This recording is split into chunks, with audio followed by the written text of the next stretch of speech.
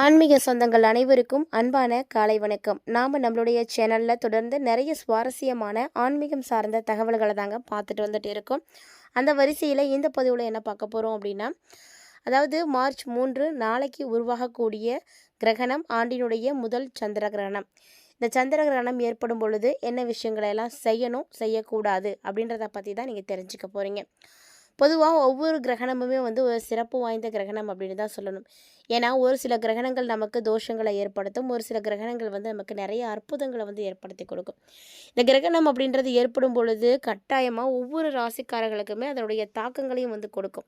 அந்த வரிசையில் நாளைய தினம் உருவாகக்கூடிய கிரகணம் எப்போ ஏற்படுது அப்படின்னு பார்க்கும் பொழுது மார்ச் 3 அன்னைக்கு முழு சந்திரகிரகணம் இந்திய நேரப்படி மாலை 4:45 ஆரம்பமாகுதுங்க. இந்த கிரகணம் முழு நிலவாக எப்போ காட்சி கொடுக்கும் அப்படின்னா 5:10 காட்சி கொடுக்கும். மேலும் மாலை 5:40 முழு சந்திர கிரகணமானது முடிவடைய ஆரம்பிச்சிடும். அதுவும் சூரிய அஸ்தமனத்துக்கு அப்புறமா பார்த்தீங்கன்னா கிழக்கு அடிவானத்தை சுற்றி இரத்த நிலவில் சிறந்த காட்சிகள் இருக்கும். சுமார் முழு நேர சந்திர கிரகணமானது 58 நிமிடங்கள் வரைக்குமே நீடிக்க போகுதுங்க. இது எங்கெல்லாம் தெரியும் அப்படின்னு பார்த்தீங்கன்னா, வடகிழக்கு இந்தியான்னு சொல்லக்கூடிய அசாம், அருணாச்சல பிரதேசம், மேகாலயா, கொல்கத்தா, புவனேஸ்வர், பாட்னாவினுடைய இறுதி நிலையில் இந்த கிரகணத்தை பார்க்கலாம். அதாவது நீங்களாம் எப்படி பார்க்கலான்னா, இந்த கிரகணம் அடர் சிவப்பு நிறத்தில் உங்களுக்கு தெரியும், பார்க்க முடியும். இதே டெல்லி, மும்பை, பெங்களூர், சென்னை, ஹைதராபாத் உள்ளிட்ட பகுதிகளில் முழுமையாக பார்க்கலாம். இந்த கிரகணத்தை வெறும் கண்களால் பார்க்கறது சாத்தியமா, பாதுகாப்பானதா அப்படின்னா கண்டிப்பாக சூரிய கிரகணத்தை காட்டிலும் சந்திர கிரகணத்தை நீங்கள் வெறும் கண்களால் பார்க்கலாம், தப்பு கிடையாது. ஏன்னா பாதுகாப்பானது தான். ரத்த நிலவை ரசிக்கிறதுக்கு உங்களுக்கு எந்த விதமான பாதுகாப்பு கண்ணாடியுமே கூட தேவையில்லை அப்படின்னு தான் சொல்லணும். தெளிவாக சொல்லணும் அப்படின்னா தொலைநோக்கி, இல்லைன்னா சின்னதாக இருக்கக்கூடிய தொலைநோக்கி இதெல்லாம் வச்சு கூட நீங்கள் பார்த்துக்கலாங்க. பெருசாக நீங்கள் இதுக்காக எஃபெக்ட் எடுக்கணும் அப்படின்ற மாதிரி எந்த விதமான அவசியமும் கிடையாது.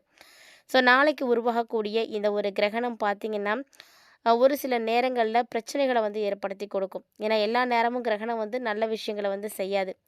கட்டாயமாக ஒரு சில நேரத்தில் ஆபத்துக்களை தான் கொடுக்கும். நாளைக்கு உருவாகக்கூடிய சந்திர கிரகணம் பார்த்திங்கன்னா வானத்தில் ஒரு முக்கியமான நிகழ்வாக பார்க்கப்படக்கூடியதாக இருக்குது.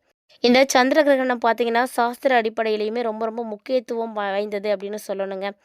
இந்த காலகட்டங்களில் பார்த்திங்கன்னா நவ கிரகங்களில் ராகுவும் கேதுவும் சாயா கிரகங்கள் அப்படின்னு சொல்லுவாங்க, நிழல் கிரகங்கள் அப்படின்னு சொல்லப்படுது. சூரியன், சந்திரன் இந்த கிரகங்கள் ராகுவோடும் கேதுவோடும் இணைந்திருக்கக்கூடிய காலத்தில் தான் கிரகணங்களானது ஏற்படும். அதாவது சூரியன், சந்திரன் இந்த கிரகங்கள் எல்லாமே ராகுவோடு இணைந்திருந்தால் சூரிய கிரகணம் அப்படின்னும், சந்திரனோட கேதுவோடும் சூரியனும் ராகுவோடும் இருந்தாங்கன்னா அது சந்திர கிரகணம் அப்படின்னு சொல்லுவாங்க. அதாவது பலாயிரம் ஆண்டுகளுக்கு முன்னாடியே இது மாதிரியான கிரகணங்கள் ஏற்படுது அப்படின்றத கணிச்சும் வச்சுருந்துருக்காங்க. அமாவாசை நாளில் சூரிய கிரகணமும் பௌர்ணமி நாளில் சந்திர கிரகணமும் தோணும். இது இயல்பான ஒரு விஷயம்தான். அந்த வகையில் நாளைக்கு உருவாகக்கூடிய இந்த சந்திர கிரகணம் பார்த்திங்கன்னா ஒரு முக்கியமான கிரகணம். இந்த நேரத்தில் சந்திரன் கேதுவோடு இணைந்திருக்கிறாரு. ராகுவோடு சூரியன், செவ்வாய், புதன் இந்த கிரகங்கள் எல்லாமே இணைந்திருக்கிறாங்க. இப்படிப்பட்ட கிரக சேர்க்கைகள் அப்படிங்கிறது ரொம்ப ரொம்ப அபூர்வமானது அப்படின்னு தான் சொல்லணும். அதாவது சூரியன் ராகுவோடு இருக்கக்கூடிய காலத்தில் கிரகணங்கள் வந்துச்சு அப்படின்னா அரசாங்கம், போர் போன்ற விளைவுகள்லாம் ஏற்படும் அப்படின்றது நம்பிக்கை. அந்த வகையில் பார்த்திங்கன்னா கடந்த பிப்ரவரி 17 அன்னைக்கு சூரிய கிரகணமானது ஏற்பட்டது. இப்போ பார்த்திங்கன்னா சந்திர கிரகணம் ஏற்பட போகுது. இந்த கிரகணம் முடிஞ்சதுக்கு அப்புறமா சூரிய கிரகணத்துக்கு பின்னாடி தோன்றின போர், பொருளாதார சரிவு இது போன்ற பிரச்சனைகள் எல்லாமே பல விஷயங்கள் இப்போ முடிவுக்கு வரக்கூடிய ஒரு காலகட்டம் வந்திருக்கு. அதனால் நீங்கள் தைரியமாகவே இருக்கலாம் அப்படின்னு சொல்லப்பட்டிருக்கு. அது மட்டும் இல்லாமல் இந்த சந்திர கிரகணம் பார்த்திங்கன்னா மிகப்பெரிய அளவில் மாற்றங்களை கொடுக்கும். அதாவது இந்த சந்திர கிரகணத்தை மாலை நேரத்தில் 6 மணிக்கு மேலே நம்மளால் பார்க்க முடியும், கிரகணம் தெரியும். ஸோ அதனால் கண்டிப்பாக அதற்குரிய சடங்குகளும் நம்ம தெரிஞ்சுக்கிட்டு தான் ஆகணும், அதை நம்ம செய்து தான் ஆகணும். பொதுவாக கிரகண காலத்தில் பார்த்திங்கன்னா முன்னோர்களை வழிபாடு செய்கிறது ரொம்ப நல்லது அப்படின்னு சொல்லுவாங்க. இந்த கிரகணம் வரும் பொழுது முன்னோர்களை வழிபாடு செய்கிறதுனால அவங்களுடைய ஆசிகள் நமக்கு கிடைக்கும். இதில் ஒரு வித்தியாசம் என்னென்னா, சூரிய கிரகணமாக இருந்துச்சுன்னா கிரகணம் பிடிக்கிற சமயத்தில் நம்ம தர்ப்பணம் செய்யணும்னு சொல்லுவாங்க. அதே சந்திர கிரகணமாக இருந்துச்சு அப்படின்னா இந்த கிரகணம் விடக்கூடிய வேளையில் நம்ம வழிபாடுகள் செய்யணும். குறிப்பாக பௌர்ணமி முடியக்கூடிய நேரமான 5:52 பிறகு இந்த தர்ப்பணத்தை நம்ம செய்யணும். இந்த கிரகணம் எந்த நட்சத்திரத்தில் உருவாகுது அப்படின்னு பார்த்தீங்கன்னா பூர நட்சத்திரத்தில்.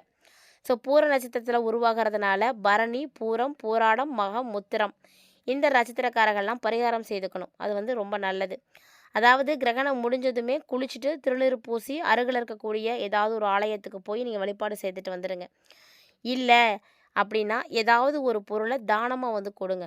கண்டிப்பாக தானம் கொடுக்கணும், அதான் அவசியமானது. யாருக்கு வேணால் கொடுங்க. பொதுவாக தானம் அப்படின்றது யாருக்கு கொடுக்க வேண்டும், என்ன கொடுக்க வேண்டும் அப்படின்னு பல கேள்விகள் இருக்கும், பல சந்தேகங்கள் இருக்கும். ஏன்னா தானம் அப்படின்னா எல்லாருக்கும் கொடுத்தோன்னு வாங்கிக்கவும் மாட்டாங்க, அதே மாதிரி நம்ம கொடுக்கவும் முடியாது. என்ன கொடுக்கணும் அப்படின்னு பார்த்தீங்கன்னா, கிரகண காலத்தில் தானம் கொடுக்கறது தான் ரொம்ப ரொம்ப முக்கியமான ஒரு விஷயமே. அதாவது இந்த தானத்தை நம்ம யாருக்கு கொடுக்கணும் அப்படின்னா, இல்லாதவர்களுக்கு, இயலாதவர்களுக்கு கண்டிப்பாக கொடுக்கணும். அதாவது நீங்கள் இல்லாதவர்களுக்கும் இயலாதவர்களுக்கும் உங்களால் உங்கள் கையால் என்ன முடியுதோ நீங்கள் அதை கொடுக்கலாம். நீங்கள் எது கொடுத்தாலுமே அது தானமாக தான் இருக்கும். குறிப்பாக அந்த தினத்தில் ஆடை கொடுக்கலாம், பணம் இருந்தால் பணம் கொடுக்கலாம். ஏழைகளுக்கு வந்து நம்ம தானம் செய்கிறதுக்கு என்ன பொருள், உணவு தானம் பண்ணலாம். உங்களால் என்ன தானம் செய்ய முடியுமோ செய்யலாங்க. இதை செய்கிறதுனால பன்மடங்கு நல்ல பலன்கள் கிடைக்கும். கட்டாயமாக அந்த தினத்தில் நீங்கள் அருகில் இருக்கக்கூடிய ஆலயத்துக்கு போங்க. அங்கே போயிட்டு நீங்கள் தானியங்கள், மட்டை தேங்காய் இதெல்லாம் வந்து நீங்கள் தானமாக கொடுத்தீங்க அப்படின்னா உங்களுக்கு சிறந்த பலன்கள் கண்டிப்பாக கிடைக்கும். அதுலேயும் குறிப்பாக என்ன செய்யணும் அப்படின்னா, இந்த கிரகண வேலை அப்படின்னு வரும் பொழுது உங்களால் முடிந்த அளவுக்கு நீங்கள் மந்திர ஜபங்கள் வந்து செய்கிறது ரொம்ப விசேஷம். ஒரு முறை நீங்கள் மந்திர ஜபம் வந்து ஜபித்தீங்க அப்படின்னா அது பல முறை நீங்கள் ஜபித்ததுக்கு சமம். அந்த பலனை வந்து உங்களுக்கு கொடுக்கும். மந்திரங்கள் எல்லாமே வந்து பலிதமாகும். மந்திர உபதேசம் வந்து பெறறதுக்கு இந்த கிரகண காலம் ரொம்ப உகந்தது அப்படின்னு சொல்லுவாங்க. ஸோ இந்த நாளில் நீங்கள் என்ன செய்யணும் அப்படின்றத நீங்கள் கண்டிப்பாக பார்த்துருக்கீங்க. இதை வந்து நீங்கள் ஃபாலோ பண்ணி பாருங்கள். ஏன்னா கிரகண வேளையில் உங்களுக்கு எந்த இறைவனுடைய நாமங்கள் தெரியுமோ நீங்கள் அதை உச்சரிக்கலாம். கண்டிப்பாக கிரகண வேளையில் இறைவனுடைய நாமத்தை உச்சரிக்கணும் அப்படின்னு சாஸ்திரங்களே வந்து சொல்லியிருக்கு. அதாவது ஏதாவது ஒரு மந்திரங்கள், ஏதாவது ஒரு நாமம், உதாரணத்துக்கு இப்போ ஓம் நமச்சிவாயா இல்லைனா முருகனுக்குரிய சரவணபவ, இந்த மாதிரி ஏதாவது ஒரு நாமத்தை நீங்கள் சொல்லிக்கிட்டே இருக்கிறது இந்த காலகட்டங்கள் உங்களுக்கு நிறைய நன்மைகளை கொடுக்கும். இந்த கிரகண காலத்தில் நீங்கள் சொல்ல வேண்டிய கட்டாயமான ஸ்லோகங்கள் அப்படின்லாம் கூட ஒரு சிலது இருக்குது. அதெல்லாம் கூட நீங்கள் உங்களுக்கு தெரியும்னா நீங்கள் அதை வந்து நோட் பண்ணி அதை வந்து செய்யுங்க. கிரகணமானது தொடங்குது அப்படின்னா நீங்கள் என்ன செய்யணும்னா, கிரகணம் தொடங்குறதுக்கு முன்னாடியே உணவுகள் வந்து சமைத்துட்டீங்க அப்படின்னா ஒன்றும் பிரச்சனை கிடையாது. அந்த சமைத்த உணவுகளில் தண்ணீரில் துளசி இலைகளை இல்லைனா தர்பை புல் ஏதாவது வந்து போட்டு வைங்க. அதே மாதிரி இதெல்லாம் எதுவும் கிடைக்கலன்னா அருகம்புல் கூட போட்டு வைக்கலாம். இது மாதிரி செய்கிறதுனால கதிர்வீச்சுகள்லேருந்து உணவை வந்து பாதுகாப்பாக வந்து வச்சுருக்க முடியும். அதே போல் உங்களுக்கு எப்போல்லாம் நேரம் கிடைக்கிதோ இந்த கிரகண காலத்தில் இறை சிந்தனையோடு இருக்கணும். இறை நாமங்கள் வந்து சொல்லணும். முடிஞ்ச அளவுக்கு ஓம் நமச்சிவாயா அப்படின்னு சொல்லுங்கள். இல்லைன்னா உங்களுக்கு பிடித்த மந்திரம் எது வேணாலும் நீங்கள் சொல்லிக்கலாம். இதுதான் சொல்லணும் அப்படின்ற கட்டாயம் கிடையாது. நீங்கள் எது வேணால் சொல்லலாம். அதே மாதிரி அந்த காலகட்டங்களில் உங்களுக்கு நேரம் கிடைக்கிது அப்படின்னா நீங்கள் அமைதியாக உட்காந்து புனித நூல்களை வந்து பாராயணம் செய்யுங்க. பகவத்கீதை, ராமாயணம், சுந்தரகாண்டம், அனுமன் சாலிசா இது மாதிரி புனித நூல்களை நீங்கள் வாங்கி வச்சு படிக்கலாம். இப்படி நீங்கள் படிக்கிறதுனால உங்களுக்கு அந்த நேரத்தில் உங்களுக்கு மனசுக்கு அமைதி கிடைக்கும், பாதுகாப்பு வந்து கிடைக்கும். அதே போல் கிரகணம் தொடங்குறதுக்கு முன்னாடியும் சரி பின்னாடியும் சரி நிச்சயமாக நீங்கள் புனித நீராடணும். அது அவசியமானது. குளிக்கணும். கிரகணம் ஆரம்பிக்க போகுது அப்படின்னா அதுக்கு முன்னாடியே குளிச்சுருங்க. அதே மாதிரி கிரகணம் முடிஞ்சதுக்கு அப்புறமா திரும்பவும் குளிங்க.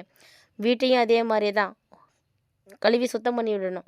இந்த கிரகணத்தின் பொழுது பூஜை அறையில் இருக்கக்கூடிய சிலைகளை வந்து நீங்கள் தொடக்கூடாது. ஸோ அதனால் என்ன பண்ணுறீங்கன்னா, அங்கே சிலைகள் வச்சுருக்கீங்கன்னா துணி போட்டு மூடி வச்சுருங்க. கிரகணம் முடிஞ்சதுக்கு அப்புறமா வீடை முழுக்க நீங்கள் சுத்தம் பண்ணிவிட்டு அதுக்கப்புறமா நீங்கள் பூஜை ரூமை வந்து சுத்தம் பண்ணுங்கள். உங்களுடைய கிரகணம் முடிஞ்சதுக்கு அப்புறமா நீங்கள் செய்யக்கூடிய முக்கியமான விஷயங்களில் ஒன்று தான் தானம்.